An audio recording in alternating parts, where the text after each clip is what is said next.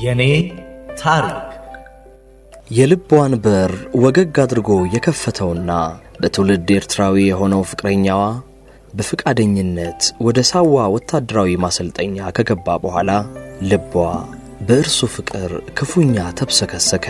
እንዲህም ያስብላት ይዟል። ወይ ፍቅር ወይ ፍቅር ወይ ፍቅር ታላቁ ላይነሳ ይማል ወይ ለርሱ ላይ ወድቁ ባህር ድንበር ሳይለይ ዘርጾታ ሳይመርጥ ሁሉንም ሁሉን ማስጨነቁ። ኋላ ላይ ከእርሱ ጋር ቤተሰቦቹ ሁሉ አውቀው በፍቅር ጥቂት ጊዜ እንደቆየን ትላለች ባለታሪካችን። ያለፈውን ጊዜ በትዝታ ከነወቅቱ ጭምር ስታስቃኝ ይሄ የሆነ መጫና አንድ ግርግር ሊሆን 90 መጀመሪያ ማለት ነው። ያው በዛ ሁኔታ እንደዛ ብለን ከሱም ጋር አሁን አስመራ ሄደሽ ሙያ የምግብ ሙያ እየተማርሽ ከናቴ ጋር ትሆኛለሽ እኔም ስራ ቀይሬ ወደዛ እመጣለሁ ምናምን እየተባባን እሺ በቃ እሄዳለሁ ስለምወደው ያለው ማድረግ ነው የምፈልገውና በቃ ፍቅሩ የኔ እየጨመረ ምናምን ሲሄድ ኦኬ ብለን ነገሮችን ያያለ ሁኔታዎች ደግሞ እንደምታየው የፖለቲካው ጉዳይ ከነገ ዛሬ የሚሻሻል ነው ሲባል እየባሰ ሄደ። ያው ግርግር ሆነ ማለት ነው። የሁለቱ ሀገር ጉዳይ ያከተመለት ሆነ። እሱም ታሞ ኦፕሬሽን ሆነ እዛ ሆስፒታል ኩላሊት ኢንፌክሽን ኦፕሬሽን አሰራ ምናምን ያው አስታመምኩት ምናልኩት በጥሩ ሁኔታ ቤተሰቦቹ በሙሉ ያቁኛል። እሱ በቃ እኔ ምንም አንድ ለኔ በሱ ቤተሰብ በሱ ባክግራውንድ እኔ በጣም ደሃ ነኝ ምንም አለቅ መሀይም ነኝ። ሁሉ ቤተሰቦቹ ያቁኛል። እዛ አሰብ ሚኖሩ አክስት አጎት ምናምን ፋሚሊ ያሉ በሙሉ እነሱ ጋር በቃ ያስተውቀኛል ምናምንና በቃ አስታመምነው ምናል ዳነ ተመስገን ብለን ስንኖር ያው ምንም ባላሰበው መንገድ ታስፈልጋለ ብሎ የኤርትራ መንግስት ወደ ሳዋ ይወስደው ምንም ሳይታሰብ ይሄዳል ብሎ ፕሬሽን ሳይደርቅለት በቃ ከዛ በኋላ የኔ ህይወት አከተመች። በቃ ምንም መኖርም አልቻልኩም። ስራም ያው ኮንዲሽኑ እንዳለ ተቀየረ። ነገሮች ዝብርቅርቃሉ ዛ ነገሩ እየከረረ መንገድ መዘጋት በቃ ነገሮች አዋጅ ምናምን የጦርነት ሲሆን ቀይ መስቀል ምዝገባ ኢትዮጵያ እንዲወጡ ምዝገባ ሲመዘገብ እኔ አልተመዘገብኩም ነበር።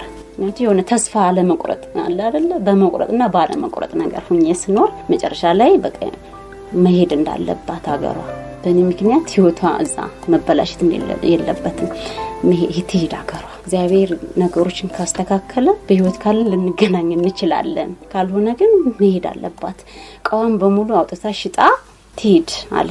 እዛ በቃ ዛጓሌ ሁሉ ነገር የሚሸጠው ይሻሸጥና በቃ ሂጂ ሀገርሽ ግቢ አሉኝ።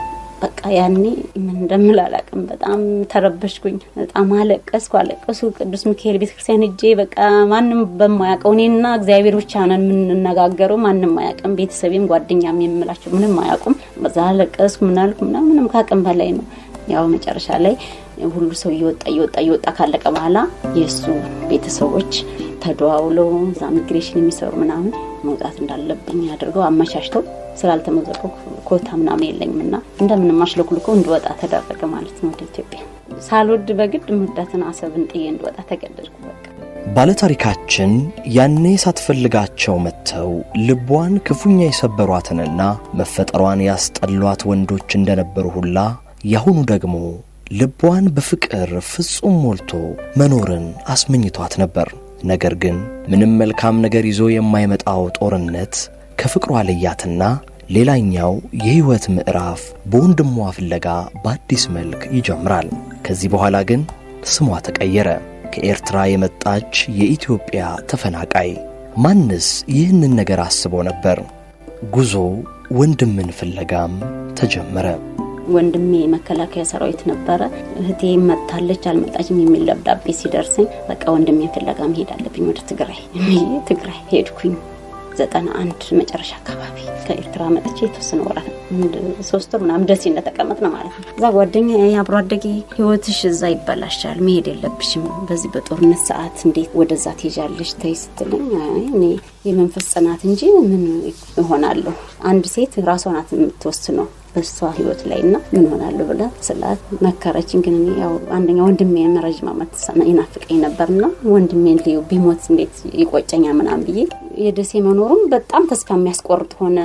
ምንም ነገር የለም እዛ ይዘህ የመጣው ብርም ትንሽ ብር ናት፣ ያችን ጨረስ። እኛ ደግሞ አያዝም አንችልበትም እዛ በረሃ ይኖርን ሰዎችና ያው ሄድኩኝ ወደ ትግራይ። ወታደሩን ወንድሜን ፍለጋ ብዙ ተንከራተትኩ። በሂደቱ ግን ሁሉ ያኔ ስሸሻቸው የኖርኳቸው ወንዶች አሁንም የተለያየ ፈተና ይሰጡኝ ጀመር።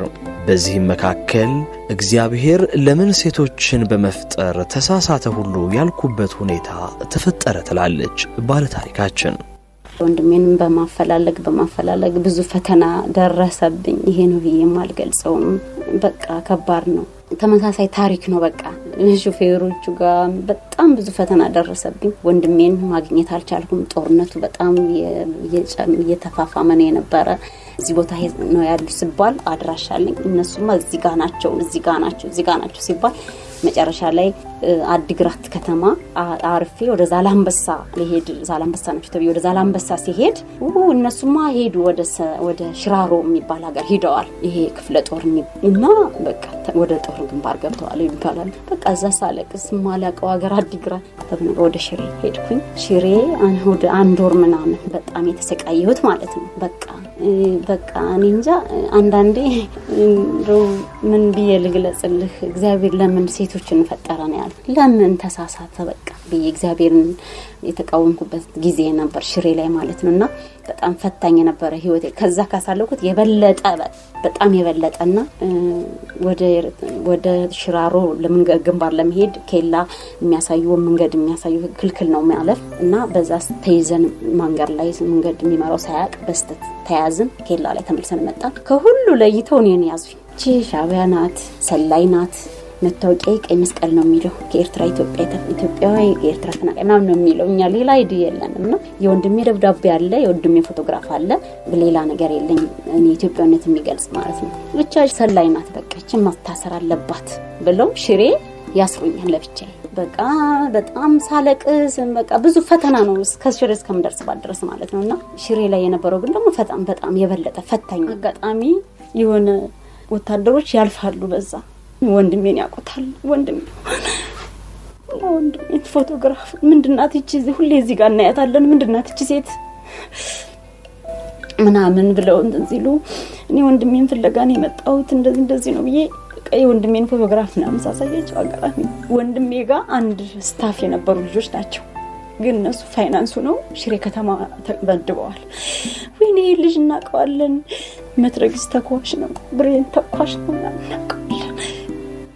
እንዴት ያንድ ጓድ ግዳጅ ላይ ያለ እህት ቤተሰብ እንደዚህ ታሰቃያላችሁ ብለው በቃ እነዛ ሰዎች በጣም ያዝኑና ወደ ከተማ ወደ ሽሬ ይዘውኝ ይሄዳሉ ማለት ነው።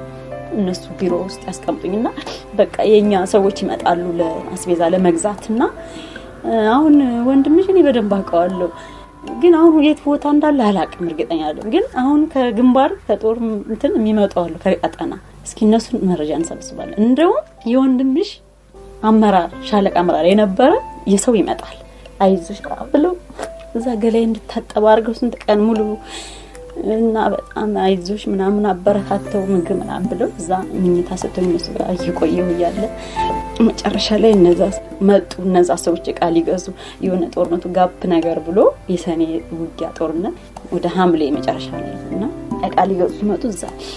እዛ ያሉ የተባሉ ሰውዬ መጡ። ሻምበል ናቸው። ሲመጡ ልጁ ያው ይኖር አላውቅም እንግዲህ ከዛ በኋላ ብዙ ነገር አለና ይቺ ልጅ እንደዚህ ወንድሟን ፍለጋ ነው የምትሄደው እና ረጅም ዓመት ተለያይተዋል ከወንድሟ ጋር ማየት ትፈልጋለች እና ስትሄዱ ሬሽን ገዝታችሁ ሰራተኛ ናት ብላችሁ ይዛችኋት ሄዱ ምናምን ይላል። በጣም እሺ ከዛ እንደዚህ የኔ ልጅ እኮ ነው እሱማ ምናምን በጣም ሰው ይደሰቱና በቃ ይዘውኝ ሊሄዱ በቃ ዝግጅት አደረግን። ደብዳቤ የይለፍ ወረቀት ሰራተኛ ናት ምግብ ምታበስለኛ ብለው ደብዳቤ ይሰጣል። እዛ ሽሬ ከተማ የሆነ አለ የሚሰጥበት ቢሮ ማለት ነው። ወሰዱኝ። እዛ ሰራተኛ እንደሆንኩ መጋቢ ናት ምግብና አወጡልኝ።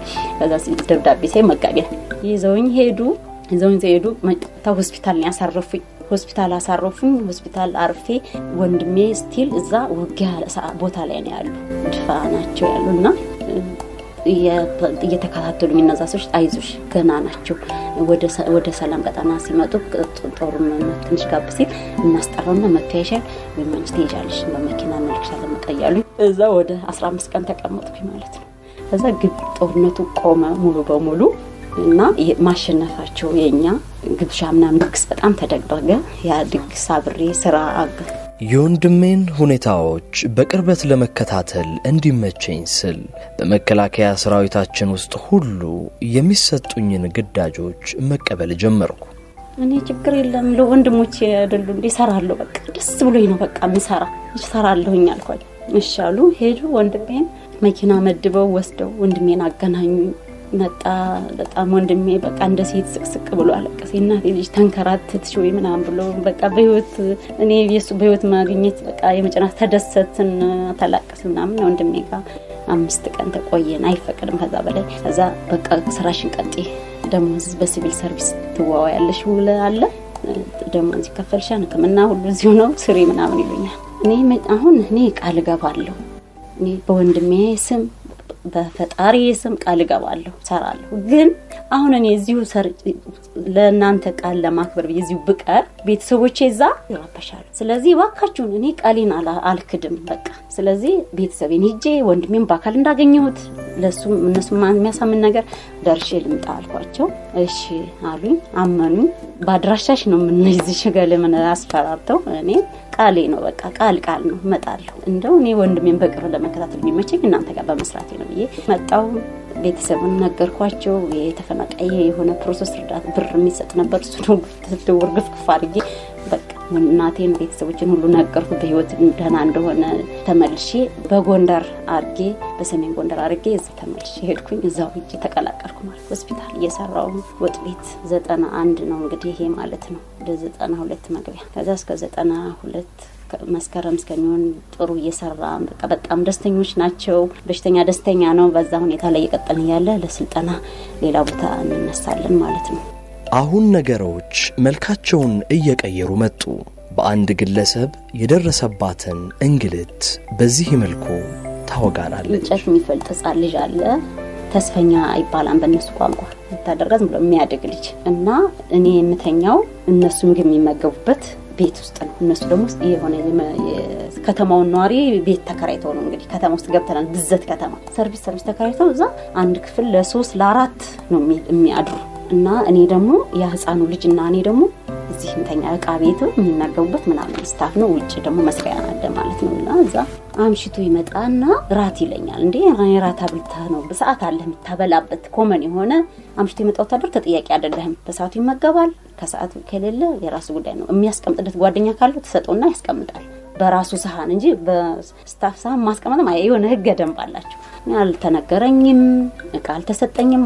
የለም በቃ ራት ምናምን ብለዋል። እንዴ ለምን ምናምን ይለኛል። በጣም ዘይ ያስቸግረኛል ምናምን እንቀራረጋል። ልጁን አለ በቃ ካልሳምኩሽ ብሎ ያስገድደኛል። እንዴ ተወኝ እባክህን፣ እንዴ ህፃኑን እንኳን ትፈራም እንዴ አንተ ደም ጭቅላት የለም ሰው ነህ አንተ እንስሳ ነህ እንዴ በቃ ተወኝ ምናምን ብዬ በቃ ምን አጭቋል በቃ ተኮሳትሬ ለማታት ምናምን ተጋበሱ። በዛ ልጁም ተናለ ሄደ ማለት ነው። በቃ ምን እንደማረግ ግራ ገባኝ። በሌላ ጊዜም እንደዚሁ በቃ ይፈታተነኝ ጀመረ። እኔም ጠብቆ እነዛ ሰዎች ከስብሰባ እስከሚመጡ በቃ በዚህ ሁኔታ ላይ እንዴት ነው የምቀጥለው? ይሄ ሰው አያሰራኝም ምናምን አልኩና መጨረሻ እንደዚህ ስንል ከነሱ መሃል ደግሞ ማከብራቸው ልጆች አሉ ብያለሁ እዛስታ እና እንደዚህ ሁኔታ ላይ ስንቀጥል መጨረሻ ላይ አንድ ቀን የሆነ በጥሩ መቀርበው ልጅ አለና አንድ ላይ ይተኙኝ አላቀም እንግዲህ ይመጣና አንዱ በእናትሽ እንትና ህመሙ ተነሳበት ያማዋል ህመም አለበት ህመሙ ተነሳበት በቃ ድንገት ተፈጥሮ የመራራት ደነገጥኩኝ ነው ይሄ ወንድሜ ምን ሆነ ምናምን ዲያውን ራት በልቶ በጥሩ ሁኔታ ነበር ምን እንጃ ድንገት አመመው እና በሱ ምናምን ያዥና ነን ሂድ ይለኛል። እሺ አልኩና ራት የበሉበት ዕቃ ዝርክርክ እንዳለ ነው አልታጠበም ዝርክርክ እንዳለ ነው። የልክ እንደዚህ እየሮጥኩኝ በሱ በጠበጥኩኝና ምናምን ይዞኝ እየሮጠ ስንሄድ አንድ ክፍል ውስጥ 4 ሰው ነው የሚተኛው። ያ ምልህ ልጅ ሌሎች እንግዲህ ስማቸው በቃ ሲሄድ ምናምን ምን ነው ደና ለበርክ እንደምናም ብዬ በቃ ገባ። እነሱ ተመካክረዋል። በቃ የሆነ ወይ የመወራረድ ነገር ነው እና ይሆናል አይሆንም በቃ ምለው ሄጄ ገባው። ልክ ስገባ አጭር ጉርድ ነው የለበስኩት፣ ጥብብ ያለ ልብስ ነው የለበስኩትና ገባው ስልክ ስገባ በሩ ዘጉት ከጠጣ ምናምን አልኩት እሺ ምናምን ተቀበለኝ ምን እንደደካከመ ምናምን መሰለና እና ለምን ሐኪም ቤት አትሄድም እንጥራ ሐኪም ቤት ሄድ በቃ መኪና ይጣራ ሐኪም ቤት ሆስፒታል መሄድ አለብህ ምናምን ስለው እሺ ምናምን አለኝ በቃ ከዛ ነገሮች ሁሉ በቃ ተቀየሩ በር ዘጉብኝ የሚገርም ነው እኔ እንጃ በቃ ዛራት ሰው መሃል ይዞኝ ነው ያዳራ የሚገርም ብጮህ ምን ብል ከዛ በቃ በጉልበት ተጠቀመ ምን ልሆን በቃ 4 ጎረምሳ ነው እዛ ውስጥ ያለ በቃ ምንም እኔ እንጃ ከኔ አይምሮ በላይ ነው እብለኔ ማለት ነውና በቃ በዛች ቅጽበት ነው እኔ ልጄን የጸነስኳት ማለት ነው ልጅ ጸጋ ነው ለአንዲት እናት ደግሞ መውለድና ልጇን በእቅፏ ማኖር መቻል ከክብርም በላይ የማንነቷ መኩሪያ ነው ነገር ግን ወላጅ አባቷ ባልፈቀደበት ሁኔታ የሚከሰተው ይህ ነው ምን ማድረግ አለብኝ ብዙ ገንዘቤን እየጨረስኩ ነው ውስጥ ለውስጥ ሰውነቴ በጣም እየተጎዳ ነው በቃ ፊቴ በጣም ይቃጠላል ይቀያየራል መጨረሻ ነገርኩት አሁን 3 ወር የሆነኝ ነው እና ምንድነው ማረገው በቃ እቺ ቃል ነው ተናገርኩት ምንም አላለኝም በቃ ጥሎኝ ብድግ ብሎ ነው ሄደና አትጠነቀቂም እንዴ ነው አለ በተጠነቀቀበት ጊዜ ምድንም አልነበረኝም እኔ ምንም ነገርም አላቅም በዛ ላይ ማለት ነው ብሎ ጥሎኝ ሄደ በቃ ጓደኞች ወደ ሌላ ክላስ ወደ ሌላ ሩም ምን መጨረሻ ላይ ምንም አላልኩም በቃ ማንንም አያውቅም ያቺ ሴቷ ልጅ ጓደኛዬ ብቻ ናት የምታውቀው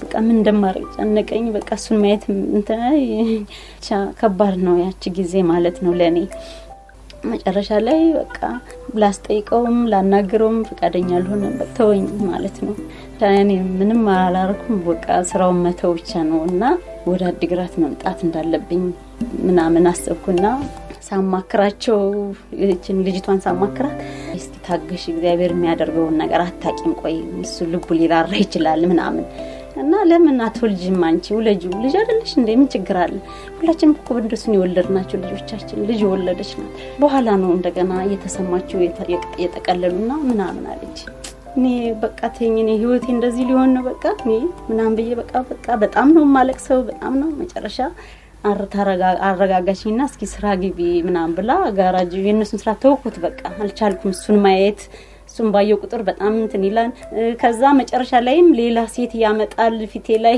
እንጃ ከባድ ነው እኔ ቀንዳብድ ማለት ነው በቃ እንድቀውስ ልብሴን እንድጥል ሴቶች ያመጣል በቃ እነሱ ጋር የሚያደርገው ትሪት እኔ አላቅም በወቅቱም ከጎኔ አይዞሽ ባይ አማካሪ ወዳጅ አልነበረም ዙሪያው ጨለመብኝ በዚህ ምድር ላይ ለመቆየት ምክንያት አጣው ትላለች ራሻ በቃ ራሴን ለማጥፋት በጣም ብዙ መድኃኒት ነው ተጠቃ በጣም ብዙ ራሻ አንድ ቀን መድኃኒቶቹን በጣም አቃመሜ ማአት ነው ቴትራሳይክል ወደ 10 አምቢሲሊን ወደ 10 አሞክሳሲን ወደ 40 ምናምን ፍሬ ይሆናል ከዛ በኮካ አረኩና እንደገና ክብሪት ጭንቅላቱ ያስ እንትን ይባላል ምናምን ሰባል ያንን ሁሉ ነገር ቀምም አረኩኝና በቃ ጠጣሁት በቃ ስጠጣው እኔ ከዛ በኋላ ምን እንደሆንኩ አላቅም የተወሰነ ጊዜ እንዲህ በቃ የሆነ ልቤ እንዲህ ነገር ይልቤ ነበር ከዛ ምን እንደሆንኩ አላቅም ወጥ ቤት ተረኛ ነኝ ከዛ የሆስፒታል በጣም ወደው ልጅ አለ ይባርዳል ልጅ ወንድሜ ልክ እንደ ወንድሜ ነው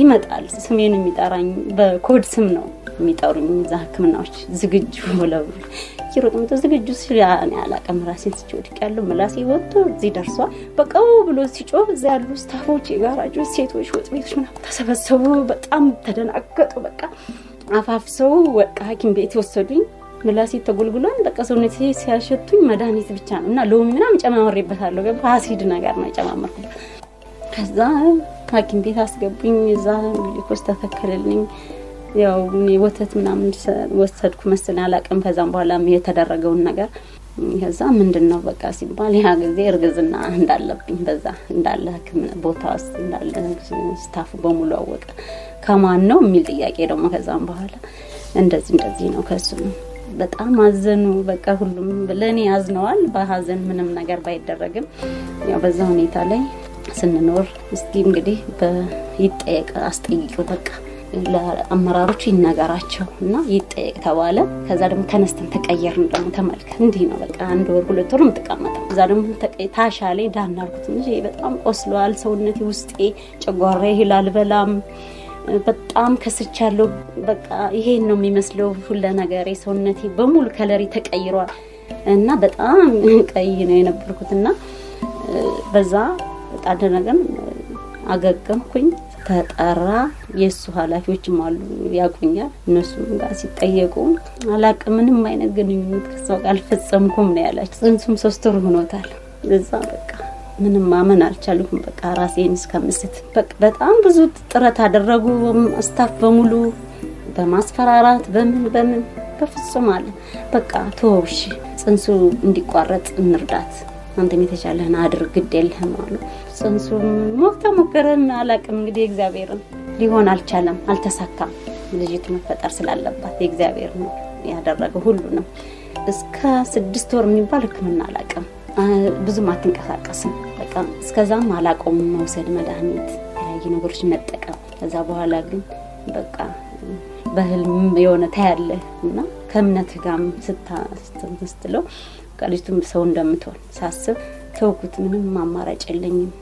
ወርቆች ሽጬ ሁሉ ከማደርግ ቢቀርስ አልኩና ወሰንኩ። አዲግራት መጣሁ፣ ለቀቁ ስራውን። ህክምና ተመረመርኩ። ደም ምንም የለኝም። በቃ በጣም ሰውነቴ ተጎርቷል እና ባላምጪ ምናምን አሉ።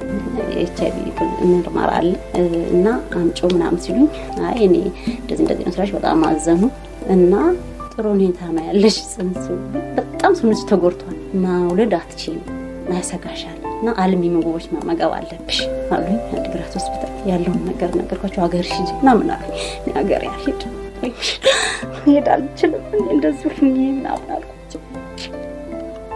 እዚህ ምን ትሆኛለሽ የሆነ ነገር ቢከሰት ምናምን ሲሉኝ በቃ እኔ እንደው እግዚአብሔር እንዳደረገኝ ይሆናለሁ እንጂ ሀገር ያልሄድም እንደዚህ ሁኚ ምናምን አልኳት። በጣም የተባረከች ነርስ ናት። በጣም እኔ እንጃ እሷ በቃ በጣም ትሪት ልታደርገኝ ካለኝ ህይወት አንፃር አይዞሽ ምናምን በቃ ያለሽ ህክምና ስትከታተል ምን ስትል መድኃኒት ታዝልኛል። የተለያዩ መድኃኒቶች በቃ እንድጠነክር ደሜ ወደ ነበርበት እንድንል በጣም ተጎድቻለሁ እና የሆነ መድኃኒት በጣም ውድ መድኃኒት ነው። በውስጡ ፍሬ ነገር ያለው ነውና ውድ ነው። እሱ መቀሌ ድረስ ነው ተፈልጎ የተገኘ አጥቼ እዛ ከተማ ማለት ነው። እሱን መውሰድ አለብሽ አለችኝ። ስወስድ መስል እና አልሚ ምግብ ፋፋ በቃ ጥሩ ምግብ እዛ በህክምና ይመጣል። በርዳታ ውሰጂ ምናምን ትለኛል። እርግዝና ብዙ ነገር ያምራል የሚባለው እኔ አንድ ቀን ማምሮኝ አቅምና እነዚህ አሰብ ልጆች በቃ ምን እንደማረግ ባላቅም እነሱ እኛ ባዳ ስለሆነ ጥለሽ ምን ትሄጂ ከኛ ወጥሽ እኛ ጋር ነው እኛንን ምናርስሽ በቃ አይዞሽ ምን እንዳትጨናነቂ ብለው እነሱ ጋር አብሬ ሆንኩኝ። ህክምናንም የተከታተልኩኝና ማንም ሰው ልጅ ተወልዳለች ብሎ ያሰባል ነበር። በቃ ሰው ሆና ተፈጠራለች የእግዚአብሔር ሁሉን አደረገ። በእግዚአብሔር ይሆናል እና ያው እንደምንም ብሎ የሆነም ማቃቸው ታጋዮች የሚያስፈልገኝን ሁሉን ነገር ጨቱም ሳይቀር የገንፎ ምኑ ነገር ይዘው በመኪና አምጥተው እዛ አራገፉልኝ። በቃ ያንን አዘጋጅቼ ያው ሁሉ ነገር አዘጋጀው። ህክምና እየተከታተልኩ ያው ልጄን ወለድኩ ማለት ነው። በእግዚአብሔር ማለት ነው። ምንም እንተንሳል እንደው ማመጥማትሽም አለችኝ። ግን እግዚአብሔር ይመስገን ወለድኳት ማለት ነው። በሰላም ተገላገልኩ። ያው ልጆቹ አረሱ ይመናሉ ምሰው ባለታሪካችን ዛሬ ወንድሟን ፍለጋ ያደረገችውንና ያጋጠማትን የህይወት ውጣ ውረዶች ሁሉ ያስቃኘንበትን ጥንቅር በዚህ መልኩ ደመደምን።